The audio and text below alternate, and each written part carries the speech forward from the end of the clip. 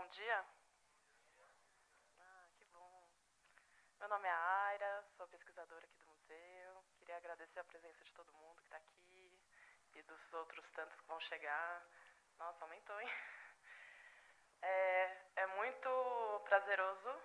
Diminui um pouquinho, por gentileza. É muito prazeroso para a gente estar recebendo aqui o simpósio. A gente está embebido no movimento olímpico desde o início do ano. Então, já estendo aqui um convite para todos para conhecer a nova exposição temporária dentro do Museu do Futebol. Então, o futebol olímpico foi contemplado nas nossas pesquisas desde o início do ano. Então, era um torneio que não estava presente dentro da exposição e a gente teve o cuidado de pensar esse momento olímpico e trazer um pouco dessa história aí, que é uma história de muitos anos. O simpósio também vem a calhar dentro desse movimento de produzir pesquisas e, mais do que produzi-las, poder devolvê-las ao público. Então, além das pessoas que estão aqui hoje, todas as falas vão ser transmitidas online e vão ficar disponíveis no canal do Museu do Futebol. Então, elas podem ser reproduzidas e passadas aí pelo mundo a todo. Tá? Queria, mais uma vez, agradecer a equipe que está aí fazendo toda a produção para que isso acontecesse e acontecesse rápido, ainda no calor do momento olímpico. E, mais uma vez, agradecer a parceria com o Ludopédio, que está aqui representado pelos meninos, e vou chamá-los aqui para a gente dar início aos nossos trabalhos. Tá bom? Obrigada a todos. Marcos.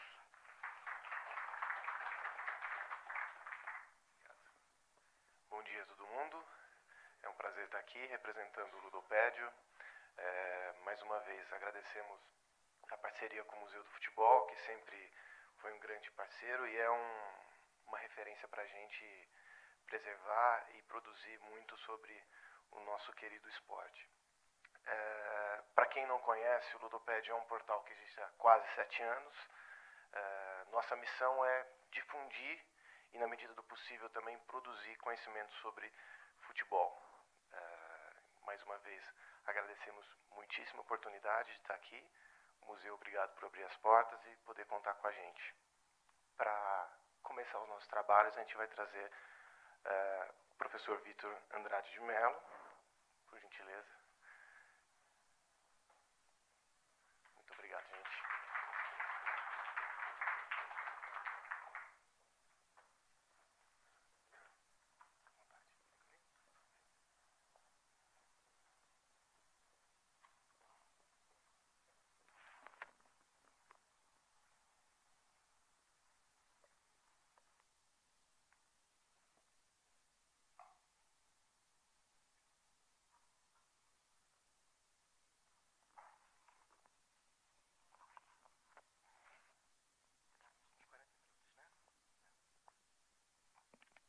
Bom, pessoal, bom dia. Quero agradecer muito o convite. Eu preparei um texto aqui para não ficar viajando muito e também para tentar organizar um pouco as ideias, tá? Então eu vou tentar ler aqui da forma mais agradável possível. Como vocês sabem, o tema é os Jogos Olímpicos e a produção, veiculação de investigações e informações sobre o esporte, avaliação e desafios.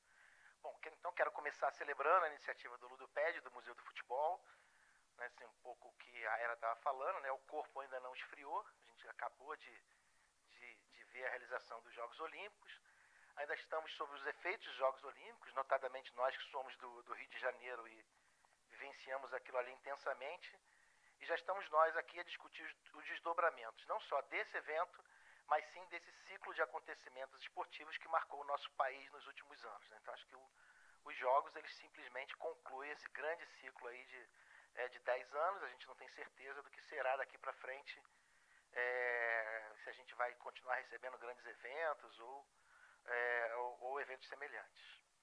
Bom, eu acho que assim deve mesmo ser, afinal estamos falando de legado, e se antes esse tema já era uma preocupação, fim dos eventos, esse passará a ser o assunto central, aquele sobre o qual vamos nos debruçar por algum tempo e que vai ter claras repercussões em em diversos cenários. Bom, a festa foi incrível.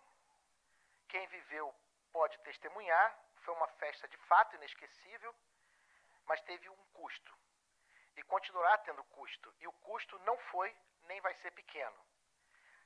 Uma primeira estimativa apresentada informa que o evento custou 39 bilhões de reais. Desses 39 bilhões, 17 bilhões foram de dinheiro público. Isso sem contar os cerca de 6 bilhões de reais que foram investidos na formação de equipes, né? Então a pergunta que fica é quem vai pagar essa conta, né? Uma conta que não está paga ainda, o que vamos fazer com tudo isso que aconteceu e como a gente vai acompanhar tudo isso nos próximos anos. Já que estamos falando de legado, eu gostaria de citar 2 textos recentes que me pareceram, mesmo com grandes diferenças na abordagem, muito apropriados. Um deles é o artigo de Marcelo Neri, publicado no Globo em 1º de agosto, em que comenta os resultados de uma larga pesquisa que desenvolveu sobre as mudanças na vida do carioca desde a escolha do Rio de Janeiro como sede. Quem quiser ver esse estudo está disponível no site da FGV.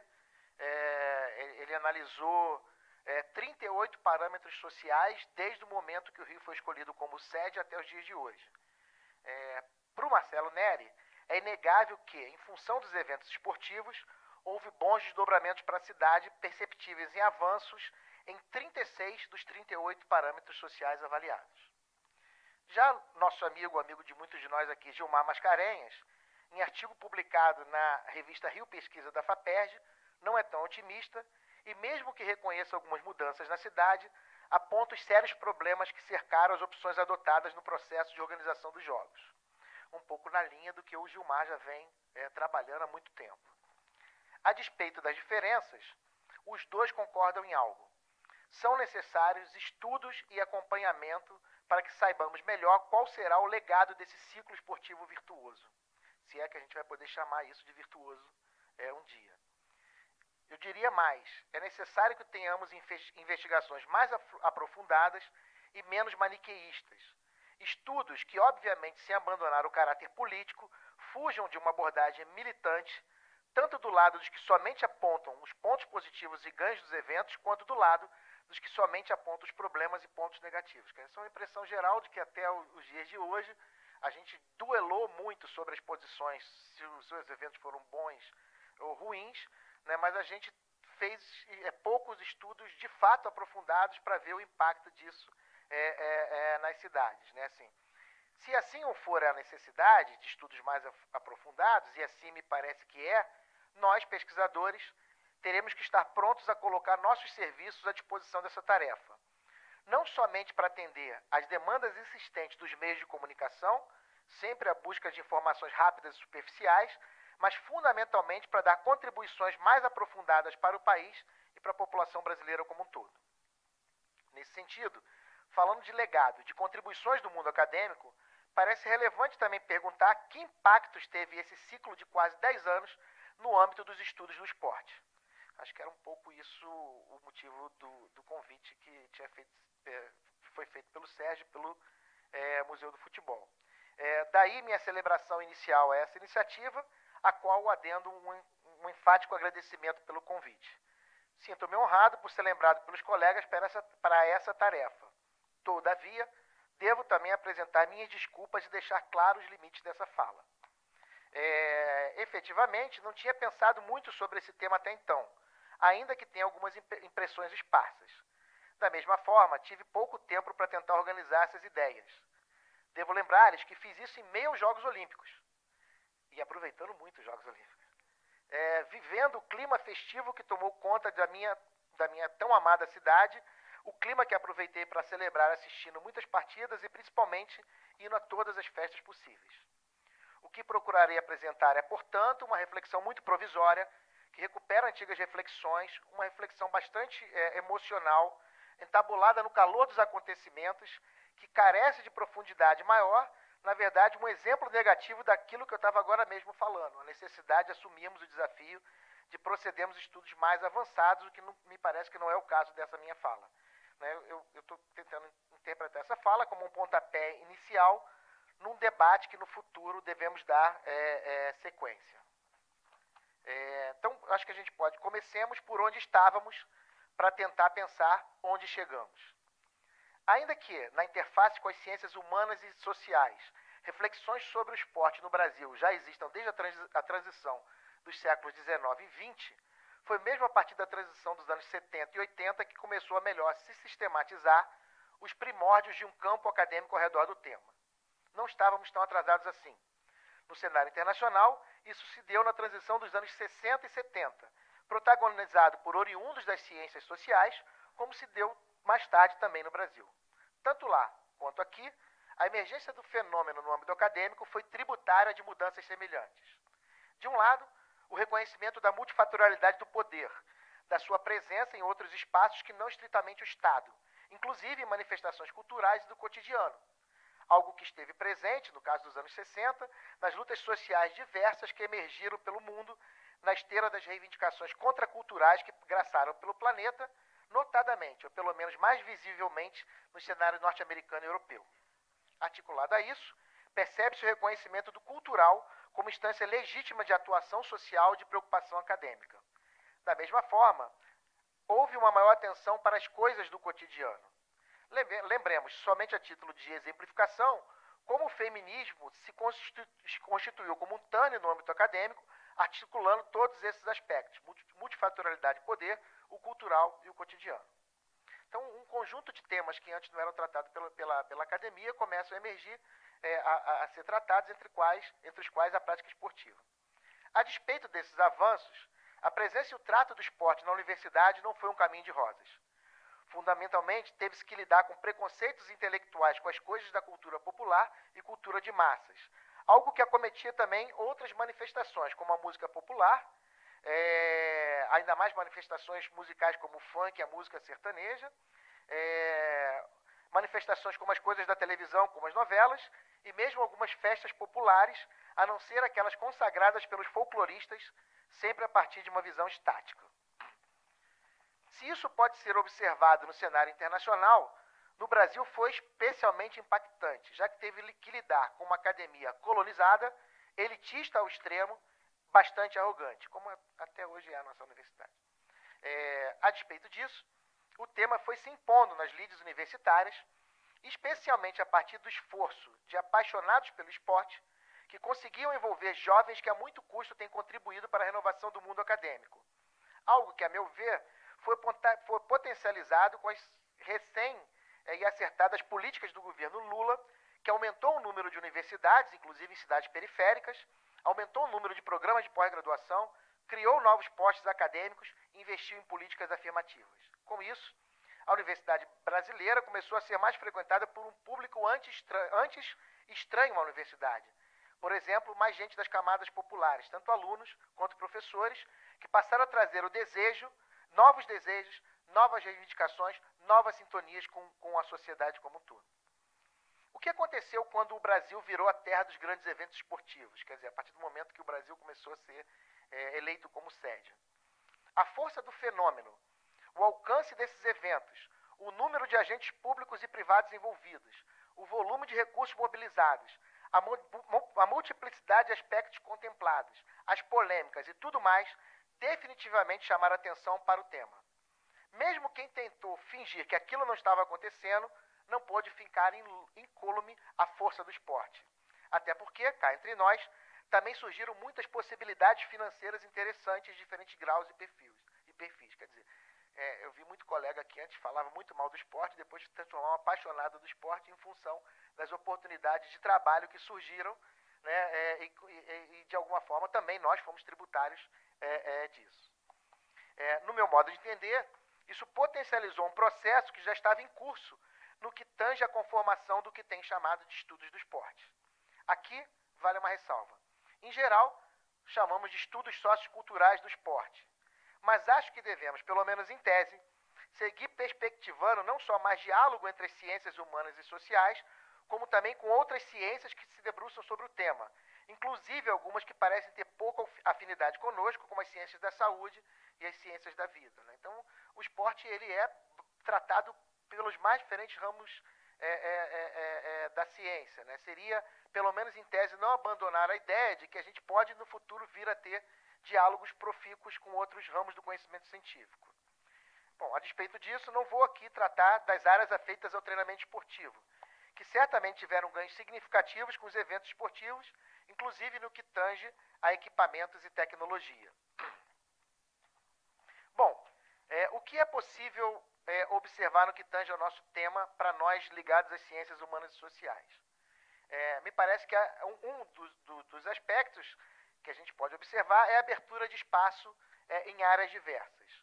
Algumas áreas já tinham aberto algum espaço para o tema. Obviamente a área de educação física, que em vários aspectos foi pioneira, em função de um movimento de mudanças configurado na década de 80. Vale destaque para o pioneirismo da área de ciências sociais, embora de forma desigual. Por exemplo, a ciência política nunca manifestou o mesmo interesse pelo esporte do que a antropologia e a sociologia. E ainda que, no meu modo de entender, nos últimos anos a gente tenha assistido um certo refluxo do trato do tema no âmbito das ciências sociais. Pelo menos me parece que já foi mais forte o trato do tema. Na área de história, ao contrário, se assiste um movimento de crescimento, que foi beneficiado tanto pela maior visibilidade do tema, quanto pelo aumento de preocupações com o ensino e com a difusão científica. Algo similar ocorreu na área de comunicação, que chegou a ter o esporte como tema central da Intercom, que é um dos seus congressos mais importantes.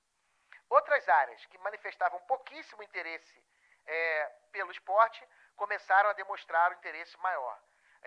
Algumas áreas um certo interesse, como a área de direito e administração, outras um interesse maior, como a área de serviço social, educação e economia, e algumas na qual o interesse se tornou muito intenso. E aqui eu queria destacar a área de arquitetura, urbanismo e geografia, né, que se dedicou bastante ao tema, provavelmente em função das preocupações com o impacto dos eventos nas cidades, na estrutura urbana como um todo. Em função desse aumento de interesse, o que a gente viu foram muitos dossiês dedicados ao tema. Na área de história, isso foi impressionante. Foram muitos, inclusive de revistas importantes e bem qualificadas, né? Aquelas que têm aquelas classificações lá do Qualis. Né? Na área de comunicação, aconteceu algo similar. Revistas mais gerais, como a Ciência e Cultura e a revista da USP, né, abriram espaço para o tema. Em outras, esse processo foi menos intenso, mas ainda assim houve oportunidades. Além disso, de forma generalizada, sinto que aumentou a receptividade de artigos sobre o assunto. Né? Quer dizer, para quem vivia de batalhar para tentar publicar alguma coisa sobre o esporte, que era sempre tratado como algo exótico, não se pode dizer que tenha sido um mau resultado. Vale considerar que esse cenário se mostrou mesmo no contexto internacional. Em função das peculiaridades dos eventos esportivos, realizados em uma região não usual do planeta, não só colegas do Brasil, mas de outros países, também conseguiram mais espaço para escrever sobre o tema em revistas científicas gerais, bem como nas específicas dos campos dos estudos do esporte, especialmente de sociologia e história do esporte. Né? Então, queria citar um caso pessoal, né? Assim, obviamente, aproveitando um pouco essa moda, né? Eu e um colega lá do Rio, o colega Maurício, propomos para o International Journal of History of Sport um dossiê sobre história do esporte, que foi muito rapidamente aceito, né? Assim, foi antecipado, inclusive, ele ia ser publicado depois, né? E recentemente acabou virando um livro pela Routledge. Né? Assim, provavelmente muito menos em função de alguma análise mais profunda do que foi publicado, mas em função de que o país virou um campo de interesse internacional e o campo acadêmico acabou um pouco abrindo, dando mais atenção para os nossos arranjos. De alguma forma, relacionado a esse aspecto, podemos citar outro desdobramento, a maior vinculação de nossas investigações e nossos posicionamentos na imprensa. O tema deixou o espaço específico das sessões de esporte, majoritariamente marcada por uma abordagem superficial e factual. Né? Então, a nossa imprensa esportiva, durante muito tempo, ela foi uma imprensa que, tirando o espaço das crônicas, né, mas que cobria resultado, ou dizia como é que foi o jogo, ou descrevia o jogo, ou alguma coisa assim, ou falava das transações financeiras. e o tema começou a ser tratado em outros espaços desses periódicos, com uma abordagem um pouco mais aprofundada, logicamente devendo ter em conta os limites da abordagem da imprensa. O fato é que nos últimos anos, especialmente em Rio de Janeiro e em São Paulo, né, assim, eu acho que nós lá do esporte, aqui o pessoal do Ludens também, né, assim, era muito convidado pela imprensa para dar alguma posição sobre alguma coisa do esporte. Né? Acho que o Flávio escreveu artigos na Folha de São Paulo, enfim, a gente começou a ter um espaço que não tinha antes. Obviamente que essa relação é sempre um pouco tensa, né, porque jornalistas nem sempre traduzem exatamente aquilo que a gente está dizendo, tem essa coisa do tempo da imprensa ou do tempo da televisão, mas de alguma maneira eu acho que pode-se se celebrar que o tema de investigação começou a ser trabalhado de uma outra forma em espaços que ampliam, que chegam ao grande público, o que dificilmente acontece com as nossas investigações. Né? Assim, acho que para nós, história do esporte, que é a minha área de investigação, isso foi até mesmo potencializado, né, assim, em função de que esses eventos acabaram atraindo a curiosidade para os feitos históricos. Né, assim, quer dizer, a organização do campo esportivo ela é muito tributária da própria história do campo esportivo. Né, assim, e aí a gente vê o assunto ganhando espaço, inclusive em novelas, filmes, programas de televisão, então há uma maior difusão do tema. Também um pouco a reboque disso, identifica-se claramente o crescimento do número de livros publicados sobre o tema no Brasil. Grande parte desse material tem sido produzido por jornalistas e lançado por ocasião de efemérides ou para homenagear determinado ídolo esportivo. Mas percebe-se também o maior número de obras decorrentes de investigações acadêmicas. Eu não estou aqui manifestando nenhum preconceito contra o livro de jornalista, eu acho que livro de jornalista é importante, tem que ter livro de tudo quanto é coisa, né? Assim, e ter livro de esporte é sempre melhor do que não ter livro de esporte, né? Então, assim, pelo menos isso chama atenção para o tema. Pode destacar também a tentativa de criação de coleções específicas para o tema, o lançamento de livros de referência que procuram fazer uma abordagem mais transversal. Vale destacar que até mesmo editoras importantes estiveram envolvidas em lançamento de obras que têm o esporte como tema central.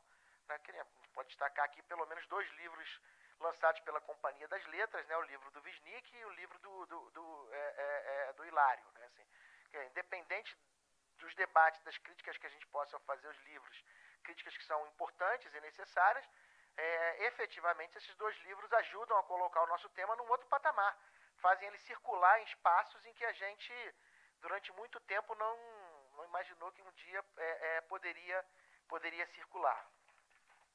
Obviamente que nesse aspecto temos que fazer ressalvas. Ainda temos muita dificuldade de publicar obras acadêmicas, né? Assim, é mais difícil fazer essas obras acadêmicas circularem, e que o nosso mercado editorial ao redor do tema ainda é ínfimo se compararmos a países do norte.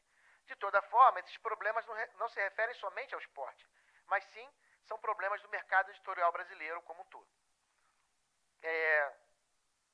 Parte desse avanço no número de publicações e de investigações teve relação com o aumento de oportunidades de financiamento por parte de agências de fomentos ou outros incentivos governamentais, tanto dos ministérios, inclusive do Ministério do Esporte, que implementou linhas de financiamento para investigação no esporte, tanto na investigação de treinamento esportivo e relações com saúde, quanto dos seus aspectos socioculturais, quanto iniciativas privadas patrocinadas por leis de incentivo à cultura.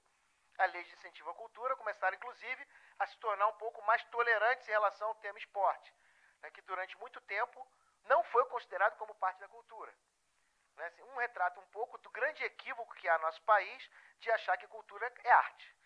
Né, assim, como esporte não é arte, ou não pelo menos nessa visão restrita de arte, o esporte teve sempre muita dificuldade de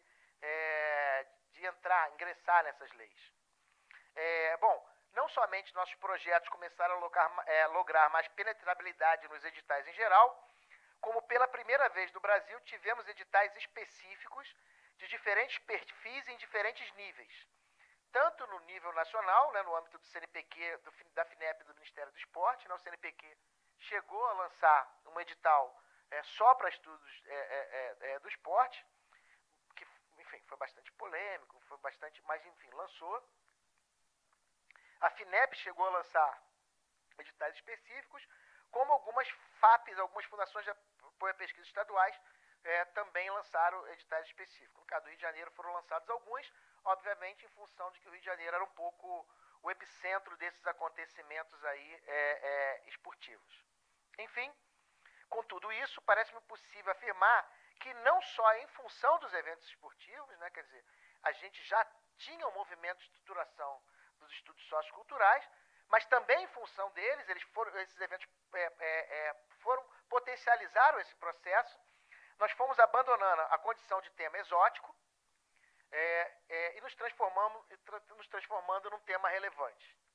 Quer dizer, não chegamos nem vamos ser nunca um tema nobre da academia. Não que o tema não mereça, né, assim, mas é porque é difícil mesmo romper o tradicionalismo que cerca as lides acadêmicas brasileiras e universitárias como um todo. Também no cenário internacional, os colegas de estudos do esporte reclamam das mesmas coisas que nós, né, assim, da dificuldade de ser respeitado no âmbito acadêmico, né, assim. Recentemente eu li um estudo muito interessante na internet no Journal que falava, por exemplo, da dificuldade de inserção do historiador do esporte. Né, que o cara se especializa em história do esporte e ele não tem onde trabalhar, porque nas faculdades de história não há um concurso para a história do esporte, né? Assim, isso acontece com muitos dos nossos colegas. Ele tem que fazer para a história contemporânea, para alguma coisa assim. E nas escolas de educação física também tampouco esse tema é valorizado. Então o cara fica sempre meio que num limbo ali dos postos acadêmicos, né? Assim, bem, mas ao menos nos tornamos um tema um pouco mais respeitado, mais bem encarado, no mínimo mais tolerados, né? Assim, no mínimo há menos piadas conosco. Não tão menos assim, mas ok, pelo menos dá para ter um pouco mais de paz. Pois bem, de novo nos aproximamos do debate do legado. A festa foi boa, a festa foi inesquecível, mas teve um custo. O custo não foi pequeno e tem um futuro. O que será do futuro? Né, assim, falando especificamente do âmbito acadêmico, né, me parece que a grande questão vai se manter esse interesse ou menos respeito pelo esporte? Ou a gente vai retroagir os parâmetros anteriores? Agora, que mais do que nunca, nós investigadores do esporte podemos ser importantes para discutir a questão do legado, seguiremos recebendo recursos para realizar nossas investigações? O futuro parece bem obscuro, né? Parece bem obscuro não só pelo trato do tema, mas está obscuro por tudo, né? Não preciso... bom, vocês viram o espetáculo ontem, quem assistiu um pouco do espetáculo ontem que está acontecendo no Senado, né? O impacto sobre a produção acadêmica já tem sido brutal e sobre as universidades tem sido brutal. Obviamente, a gente já sabe, os mais velhos já sabem o que acontece, né? Assim, quando tem que cortar algum dinheiro, de quem cortam, né? Assim, quer dizer, provavelmente nós estaremos aí na fila de corte, né? Assim, e aí as hierarquias elas se reproduzem dentro das áreas também, né? Então, se tem que cortar o dinheiro entre a física e a história, corta-se da física, né? E tem que cortar dinheiro dentro da história, os temas tidos mais nobres são aqueles que são cortados, né? Então, o cenário é preocupante e a gente não sabe bem o que vai passar, né? O que acontece é que algumas das nossas investigações elas estão em curso, né? Assim, e a interrupção de recursos pode ter um impacto profundo nessa contribuição que a gente pode dar de caráter mais longitudinal. De toda forma, eu queria arriscar uma previsão. Bom, historiador arriscar previsão, ele normalmente erra, né? Então, mas enfim, eu acho que certamente não se manterá o mesmo grau de interesse pelo esporte, não só na área acadêmica, mas na sociedade brasileira como um todo, né? Assim, eu acho que aos poucos vai se reduzindo a atenção ao assunto.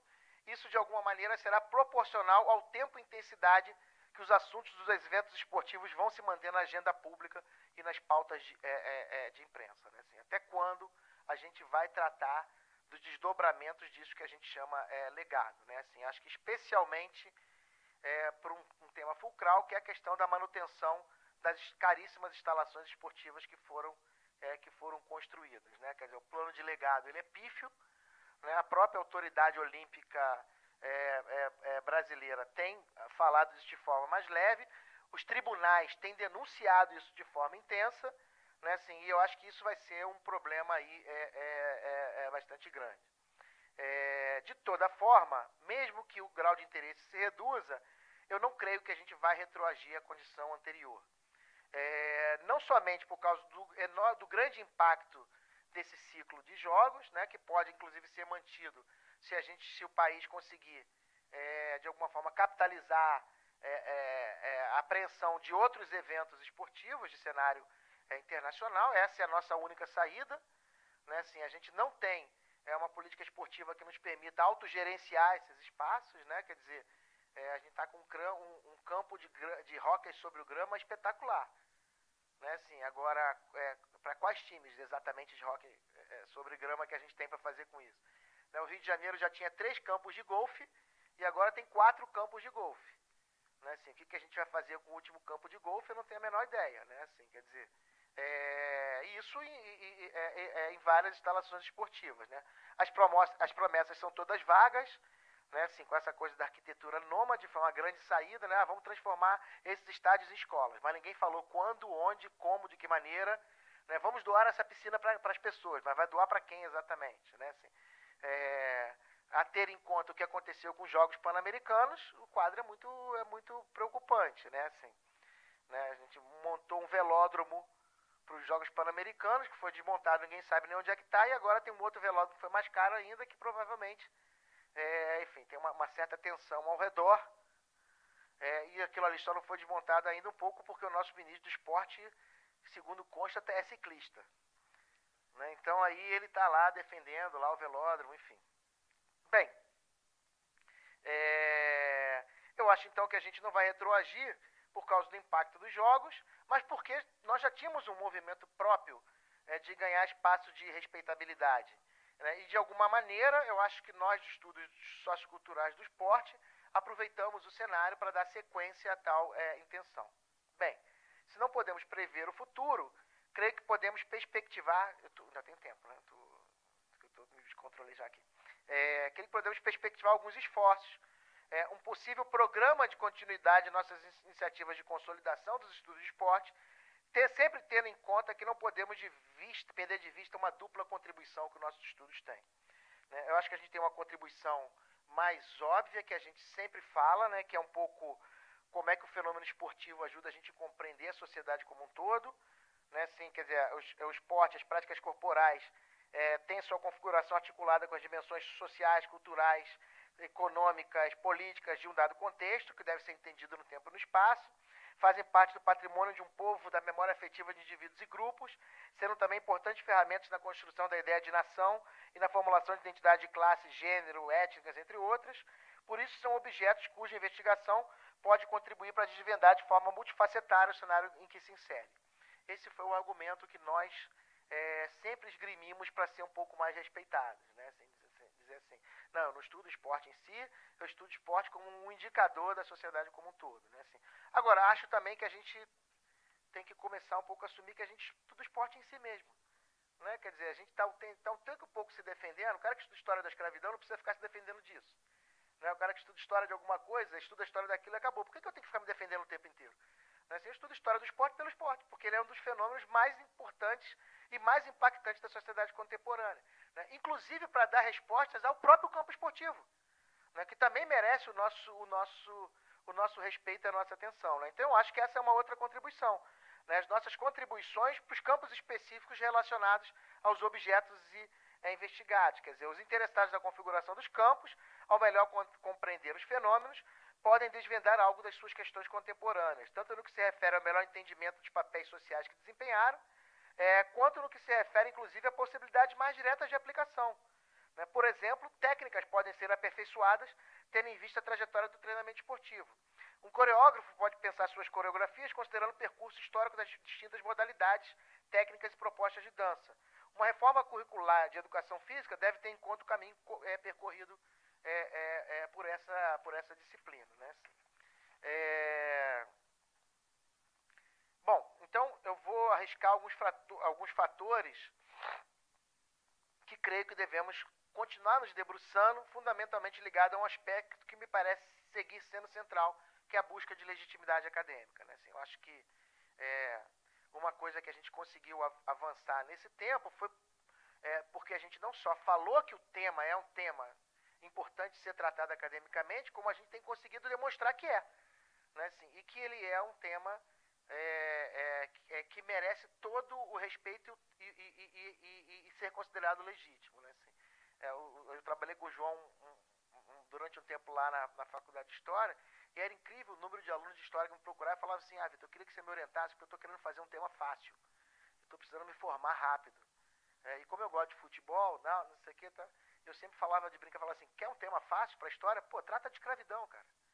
Na escravidão tem milhares de coisas produzidas, tem, né, assim, agora, o esporte é um tema como outro qualquer, cara. Né? Você não acha que tu vai conseguir tratar o tema sem utilizar todo o arcabouço metodológico e teórico da história.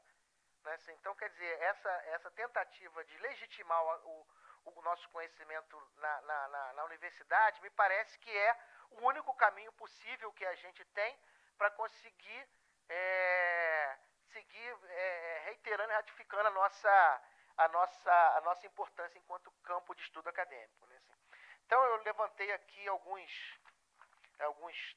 temas, vou me debruçar mais no último, são 5 temas, e vou me debruçar mais no último e vou explicar um pouco por quê. Bom, primeiro, é óbvio, a busca de rigor metodológico. Né? Assim, acho que no Brasil a gente tem indicadores de avanços no que se refere aos aspectos metodológicos nas investigações sobre o esporte.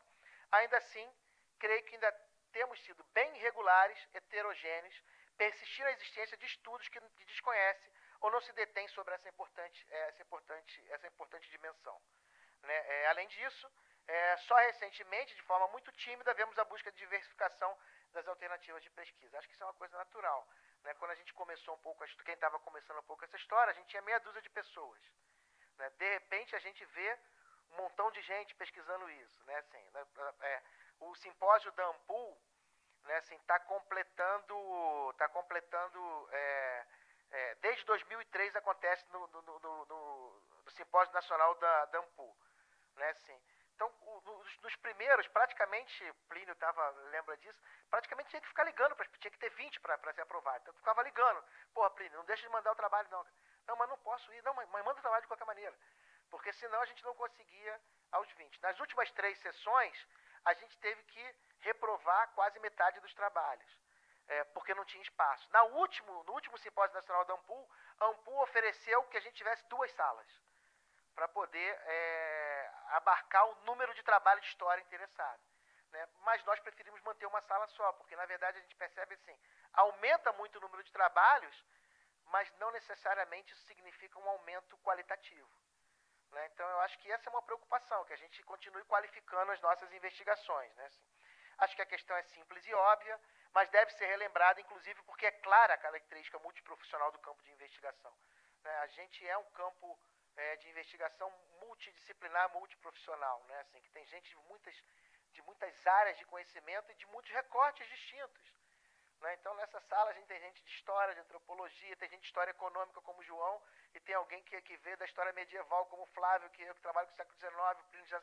Então, a gente é de muito né? O que é das ciências sociais, tem gente da antropologia. Então, quer dizer, a gente tem muita gente diferente, e é óbvio que isso é muito bacana, né? Assim, mas é que a gente um pouco tem que seguir reiterando que é mesmo o arcabouço das ciências humanas e sociais, sobre os quais a gente tem que se debruçar para continuar construindo nossa legitimidade. Um segundo ponto que eu queria aqui apresentar como programa é um pouco a transcendência dos nossos recortes espaciais. Acho que uma característica marcante da produção brasileira, que se dedica a discutir as práticas corporais institucionalizadas, é que normalmente trata-se de estudos locais ou regionais, relacionados a cidades ou estados, clubes, personalidades, fatos ou temas específicos. Esse perfil é comum nas investigações como um todo, algo acirrado pelas próprias condições operacionais que se impõem aos pesquisadores, notadamente a escassez de tempo e dificuldade de acesso a artigos e documentos. Esse conjunto de pesquisas certamente nos permite vislumbrar um panorama nacional dos diversos arranjos dos fenômenos estudados. Todavia, a despeito da importância dessa produção, algumas questões merecem ser levantadas. não estaríamos abandonando a possibilidade de um olhar mais global em função da fragmentação das abordagens?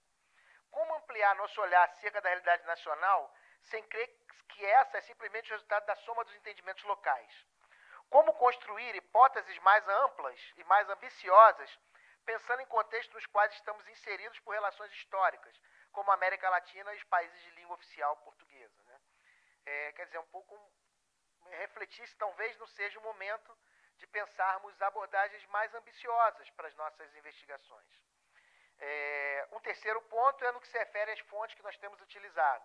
Né? A gente continua utilizando majoritariamente documentos e periódicos, mais periódicos do que documentos em função da desorganização dos arquivos das agências do nosso tema.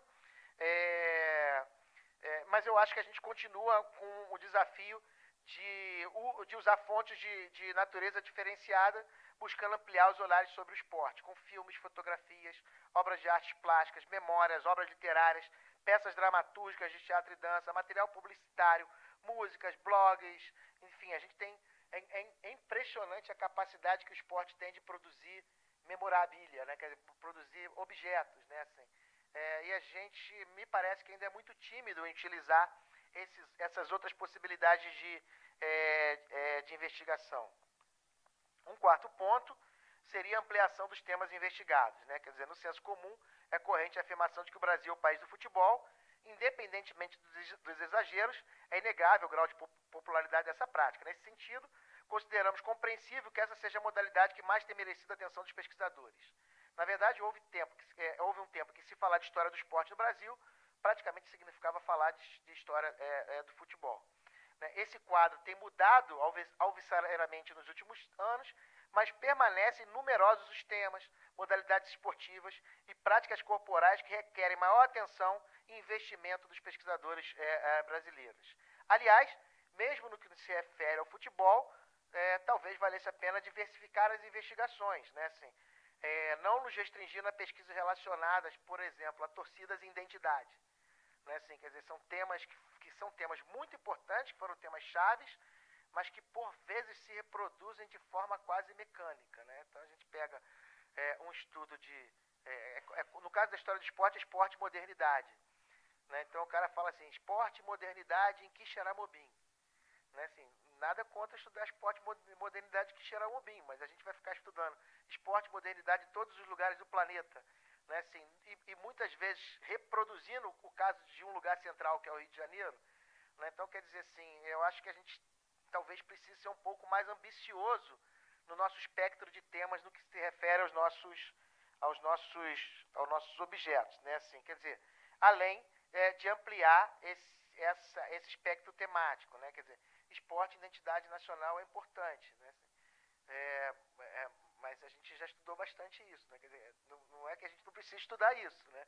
Mas que a gente pelo menos tenha olhares diferentes sobre isso, né? Assim, então a gente já estudou, por exemplo, muito esporte e mulheres, mas é incrível como a gente tem poucos estudos sobre homens, poucos estudos sobre masculinidade, poucos estudos sobre homossexuais, que é o caso dos estudos do Wagner, né? Assim, são pouquíssimos, né? Praticamente o Wagner, poucos estudos sobre transgêneros, né? É incrível como classe social, de repente, que foi um tema tão importante nas ciências sociais e humanas, sumiu dos nossos estudos de esporte, né? Quer dizer, a gente esqueceu um pouco, isso que sumiu, lógico, gente. Lógico que tem gente que estuda, mas deixaram de ser. Questões raciais, étnicas, localismo, enfim, eu acho que a gente continua ainda tendo bastante coisa para abordar. E um último ponto, que eu vou me debruçar um pouquinho mais, vou pedir um pouco mais de paciência de vocês e da Ayla, só mais uns 10 minutinhos, tá bem? Ainda dá?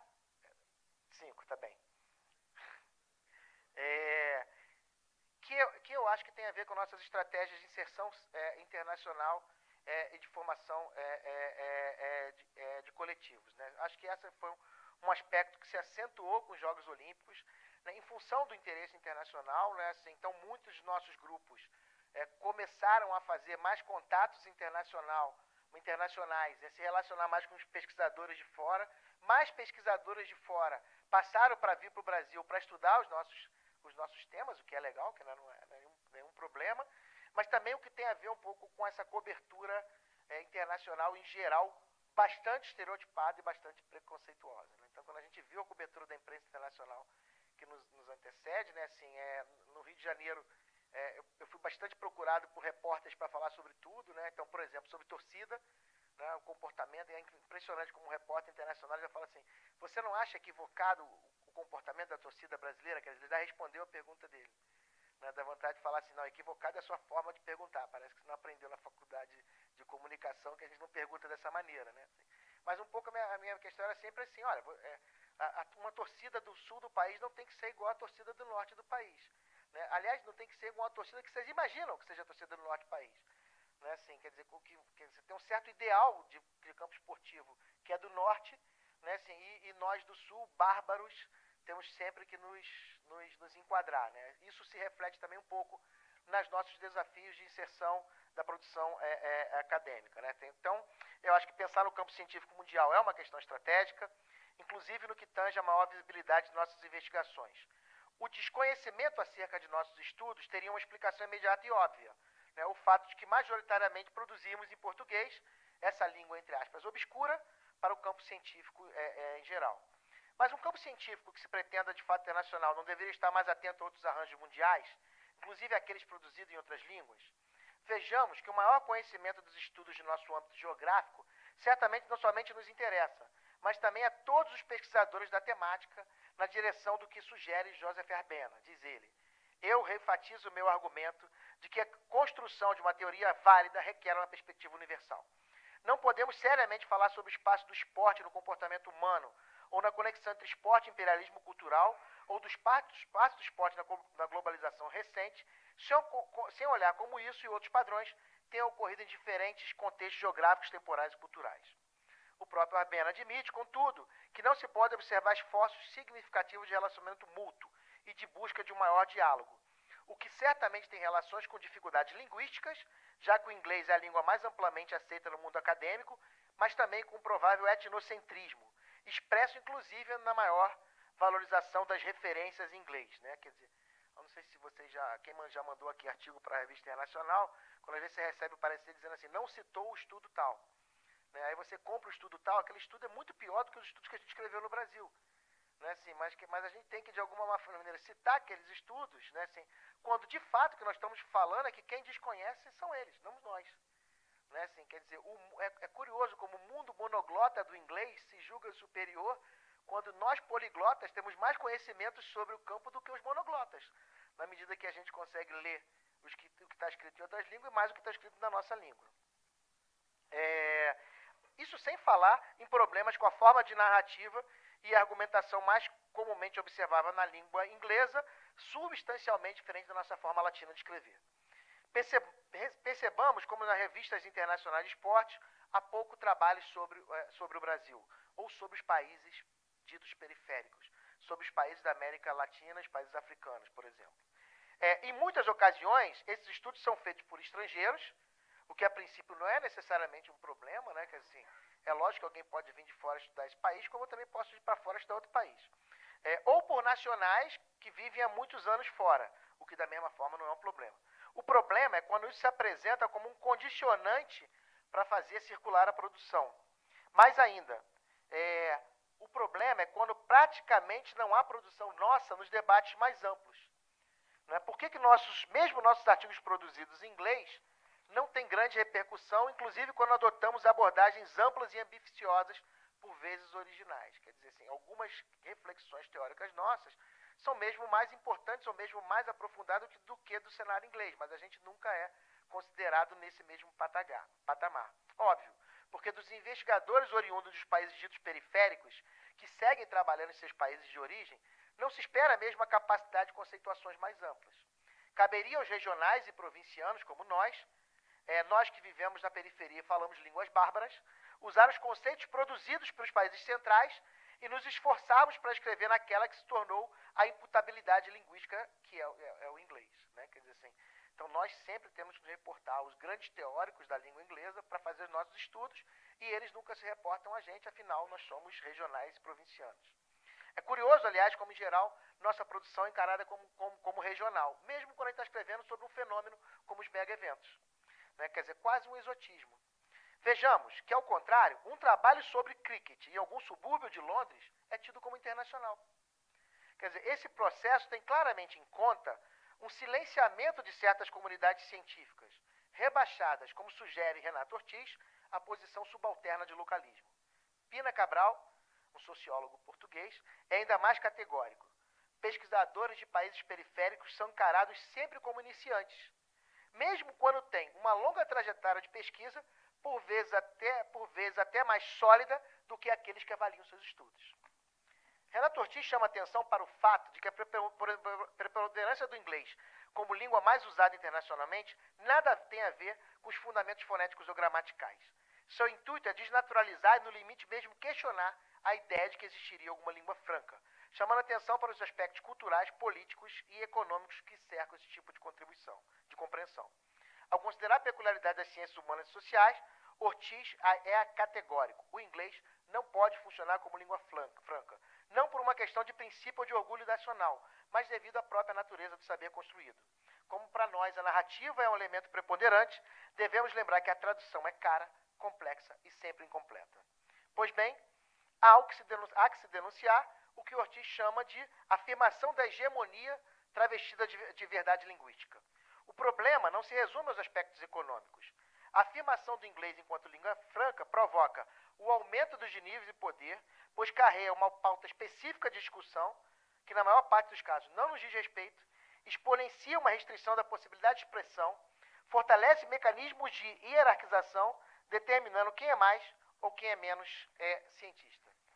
Trata-se de velhas estratégias neocoloniais referendadas por setores da academia, inclusive da academia brasileira, e por governos, inclusive o governo brasileiro, que se permite a esse processo de colonização. Inclusive por um certo complexo de inferioridade, que faz com que se supervalorize as coisas vindas de países centrais. Nesse ponto, há uma dimensão ainda mais perversa, a dissolução de laços de solidariedade entre países ditos periféricos com a desvalorização da própria produção interna. Basta ver, a gente ver as ementas dos nossos estudos de esporte. Né? Assim, como a gente tem sempre mais coisas sobre a Inglaterra ou a França, né? E pouquíssima coisa sobre a América Latina, por exemplo. Ou como a gente usa menos os nossos estudos, né? Assim, os nossos colegas como referência, né? E usa os colegas do cenário internacional. Então vejamos como há em várias esferas tendências de nós mesmos nos valorizarmos, não priorizarmos nossos contatos e mesmo nos desconhecermos. Por vezes sabemos mais do que os britânicos escrevem sobre esporte do que os ibero-americanos escrevem sobre o tema. Não poucas vezes vi gente desvalorizando a priori determinado conhecimento apenas pelo registro linguístico, ou até mesmo considerando que a habilidade linguística em nossos idiomas não é válida. Com isso, não surpreende que adotemos de forma mais ou menos explícita a pauta dos países centrais, ou tentemos enquadrar os nossos casos nas reflexões entabuladas sobre os casos dos países centrais. Né? Assim, eu acho que, se me permite, um comentário de 2 minutos. Vai dar certinho, faltam só 8 páginas. Mentira, são 2 páginas. Alguns estudos, por exemplo, que usam... vou falar nesse caso específico, porque não é preconceito contra o autor, embora eu particularmente não goste muito, mas não é preconceito. É incrível como isso acontece, por exemplo, com estudos do Norbert Elias. Né? A gente pega os estudos do Norbert Elias e aplica aquilo ali de forma linear, exatamente como está acontecendo no Brasil. Quer dizer, os estudos do Norbert Elias não dá para entender nem exatamente o que aconteceu na Europa. Né? Assim, quanto mais o que aconteceu nos outros cenários. Né? Assim, mas isso não é... Isso por vezes é muito mais usual do que a gente imagina. Né? Assim, quer dizer, a minha questão sempre é o seguinte: talvez seja a hora da gente pensar uma pauta mais ambiciosa.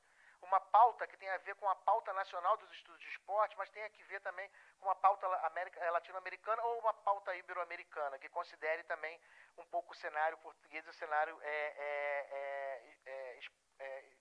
espanhol. Né? Assim, e seguir tentando, como já vem sendo tentado, estratégias de contrapor a esse cenário com fortalecimento de alianças regionais. Acho que para responder a tudo isso, vale ter em vista o alerta de Ortiz. O que está em discussão é justamente a questão da falsa universalização. Ou seja, como certas ideias e visões de mundo se difundem e se legitimam entre as diferentes sociedades sem que haja uma prévia reflexão crítica a seu respeito. Para o autor, cosmopolitismo das ideias somente pode existir quando levamos em consideração a diversidade dos contextos e sotaques das tradições sociológicas. A ideia de internacionalização, conforme tem sido majoritariamente construída, apresenta-se assim como uma falácia, ao mesmo tempo em que é um mantra apontando para um cenário crescentemente restrito. Eu vou pular aqui um pouquinho, só dizer que, obviamente, estava dizendo assim, que isso não é de nenhuma forma uma posição xenófoba, né? Eu acho que a gente tem que aprender coisas com os países centrais, mas eu acho que a gente tem que aprender coisa entre a gente e a gente tem que passar a ensinar coisas para os países centrais. Né? Assim, tem coisas nos nossos estudos que são significativamente superiores do ponto de vista do refinamento intelectual, do refinamento das considerações que os países centrais têm que passar a entender. Né? E afirmar essa nossa condição de pujança me parece um movimento necessário. Né? Assim, então, já para um pouco concluindo, né, assim, acho que os nossos temas, né, um pouco na linha do que apresenta o Adrian Gorelick, né, assim, da busca de objetos supro-transnacionais para que a gente possa entabular esses esforços de reflexão regionais, eu acho que o esporte é um desses objetos que se adequa perfeitamente a tais parâmetros. Bom, então, para concluir, no que tange a possibilidade e mesmo necessidade de participação do Brasil e dos estudos sobre esporte do Brasil e dos países ditos periféricos nessas discussões mais amplas, gosto muito das posições de Celso Amorim, por quem nutro grande admiração. Para mim foi um dos grandes chanceleres que esse país já teve, líder de uma política externa que denominou de altiva e ativa. Uma de suas afirmações, tendo em conta críticas superficiais e infundadas que recebeu quando estava à frente do Itamaraty, parece-me bem adequada para concluir essa fala. Ele diz: eu me perguntava, e ainda me pergunto, a razão desse apego nacional, né, a uma posição secundária de dependência, com raízes aparentemente tão profundas em nossos formadores de opinião, e não tanto, aliás, em nosso povo, como pude constatar em manifestações espontâneas de nossos cidadãos das mais diversas classes sociais. De certa forma, é como se temêssemos assumir os ônus que são uma decorrência natural do crescimento e maturidade, e preferíssemos viver ao abrigo de uma metrópole real ou imaginária, ainda que isso custe o abandono de oportunidades e sacrifícios de interesses. Concordando com o autor, creio ser no mínimo necessário explicitar a ferida a fim de contestar essa atitude colonizada que marca grandes setores da universidade e da ciência brasileira como um todo. E pensarmos como nós, pesquisadores do esporte, vamos agir e nos posicionar.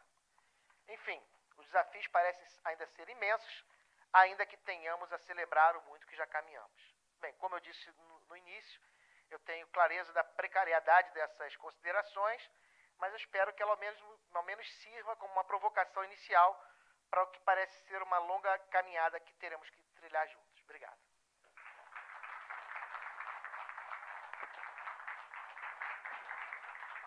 Obrigada, Vitor. Desculpa o reloginho aqui. Vocês têm 5 minutinhos para tomar um café e voltar. A gente vai arrumar o cenário e a gente volta para os Jogos Olímpicos e imprensa.